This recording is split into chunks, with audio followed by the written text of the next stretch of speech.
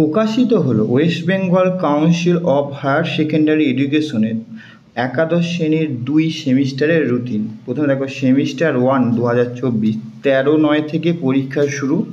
18 তারিখ পরীক্ষা আছে, দেখো 19 তারিখ আছে তোমার ইংলিশ, 20 তারিখে দেখে নাও ইকোনমিক্স, তাতে 21, 23, 24, 25, 26, 28, 30/9/2024 মন্ডে দিয়ে পরীক্ষা তোমার শেষ হবে। পরীক্ষা তোমার শুরু হবে দেখো এখানে বলে 3টে থেকে 4:15 পর্যন্ত। এটা গেল ফার্স্ট সেমিস্টারের রুটিন।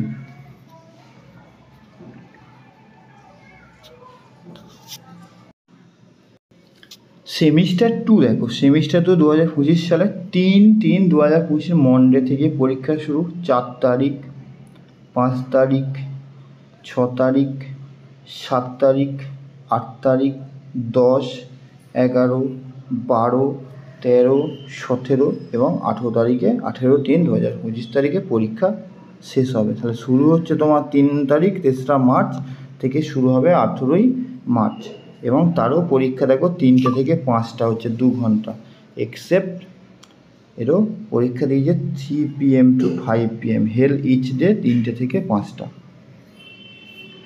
2 আওয়ার্স।